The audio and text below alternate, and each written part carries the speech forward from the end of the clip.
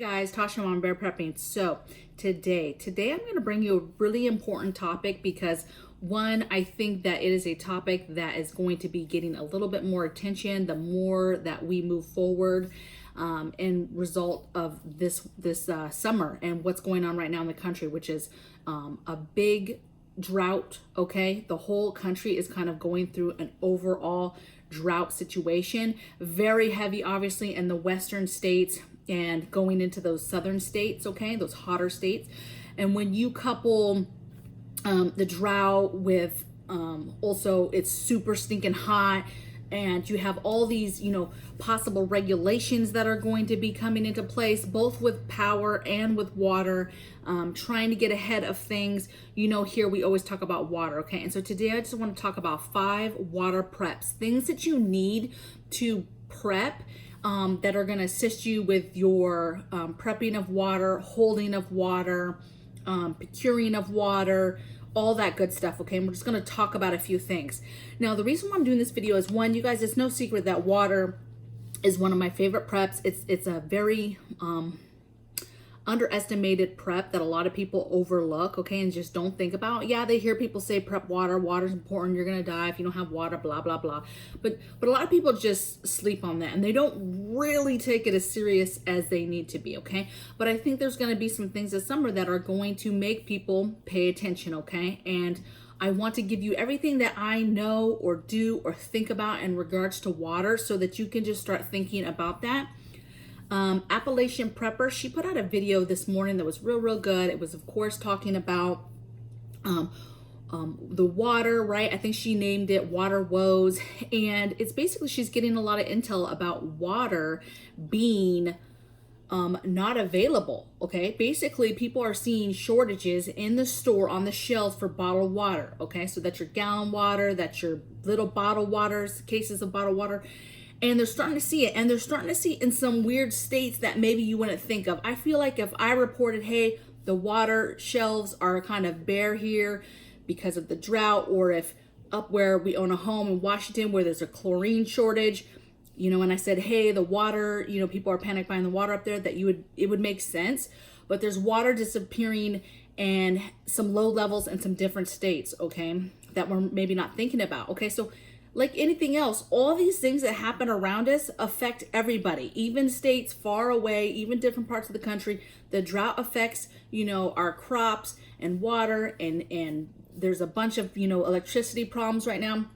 So we just need to discuss these things as they come up and try to warn people and let people know what's going on so that you can get ahead of that. So take that for what you will. I will tell you, your girl, I got some extra water today, okay? So just keep that in mind as we move forward with this, okay?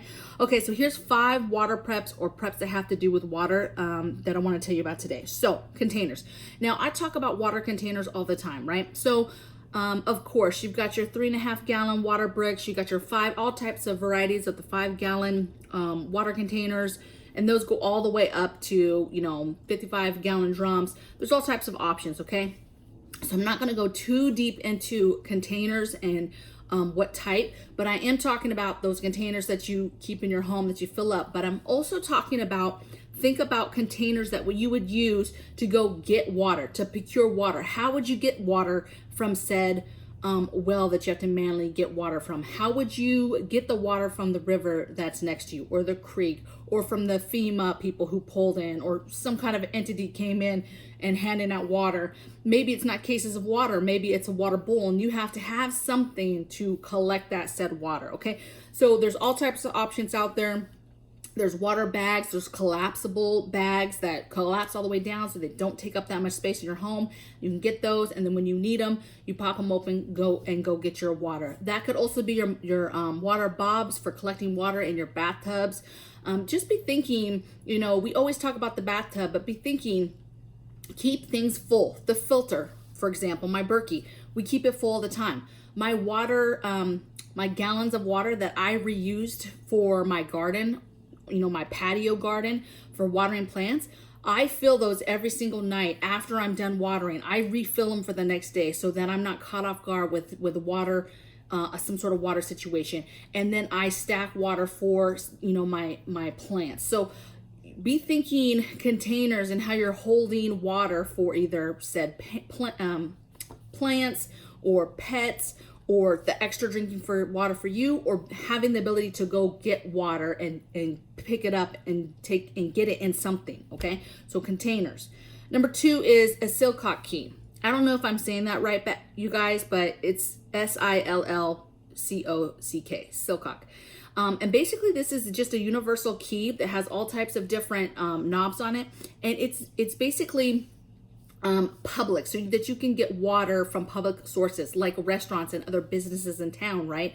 There's a key, even maintenance men at apartment buildings and stuff, they've got this special key, right? And it helps to be able to get into that type of water. They have that so that the average person can't just walk up and, you know, open that water and access it and use it, okay? But it's a good source or prep to have, especially to me, we keep ours in our bug out bags, okay? And one in the car, all right? That's where we keep it. We don't keep it anywhere else. We don't need it at home. But a silcock key, you need to have that so that if there's a chance that if you had to flee or you need to go somewhere to procure some water, that's an option for getting some water, okay? From a public, either a restaurant or whatever the case may be, so that you can access their water, okay? The next thing is a spanner hydrant wrench. So basically a wrench that you could open a hydrant.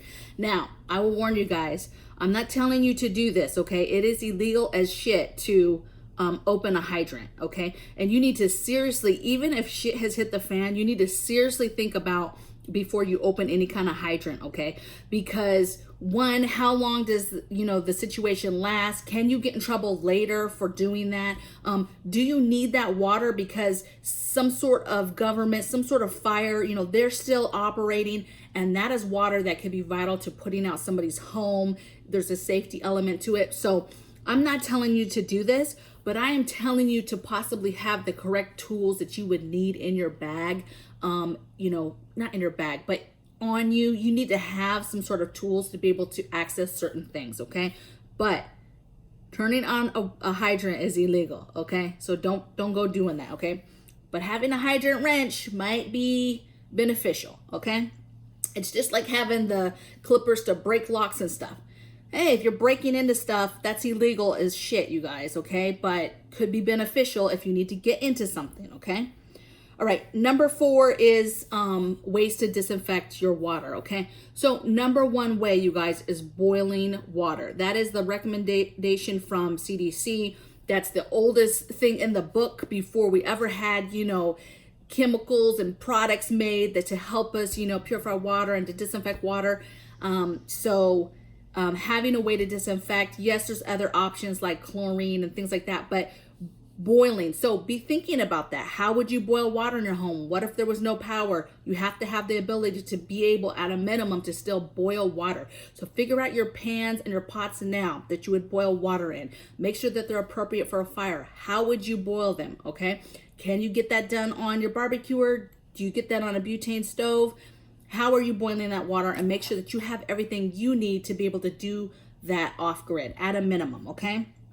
And then the last thing is being able to filter, okay? Now, we have a Berkey filter, okay? Now, with any filtering system, I'm gonna go ahead and take a page from Appalachian Prepper. She mentioned, you know, hey, Berkey and any other type of preps, they have an end game state where one day they will not work, okay? What I will say about the Berkey, though, in its defense, is that bad boy right there is the crown.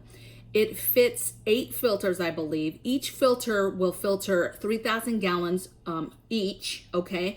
It has the option to get filters for fluoride and for other things. So that bad boy is bad, okay? So if you're able to get a quality filtering system like that, and you're able to invest and get the extra filters. But even if you just had the initial filters for that bad boy, that is lasting you a very, very long time. But of course, it's like anything, you guys. We don't prep to just make it through a month or 2 months. Yes, you start with that, but you're always prepping, okay? And someday, it's just like the gas and the generators, you guys. One day you're gonna run out of it and you're not gonna have it, okay? So she's very smart in stating that you absolutely need to be having your backups, get your extra filters, and be thinking long game. What do you do when that doesn't work anymore? Learn the basics. Learn how to do a crude filter. Learn how to do a quality. There's people on YouTube that build their own, Berkey style, right? The gravitation type style of filter. Okay, so there's some stuff that you can do on your own, like do it yourself type of projects. Okay, so just get smart on disinfecting and filtering and everything to do with water. Make sure you guys have your containers. Make sure you're still getting water every single day that you can from the store. Get the containers to hold water in your homes, and be thinking about your family right now and how this could get very, very bad, you guys. We got all these stinking cyber attacks. And if they take down, the grid, the internet right now, or the power and the water, it's a bad day and people are going to panic. And it's even worse because it's super, super stinking hot in a lot of these states right now. And imagine if water is turned off in a state that is hitting the 120s during the day. Like, that's happening right now in parts of Arizona and California.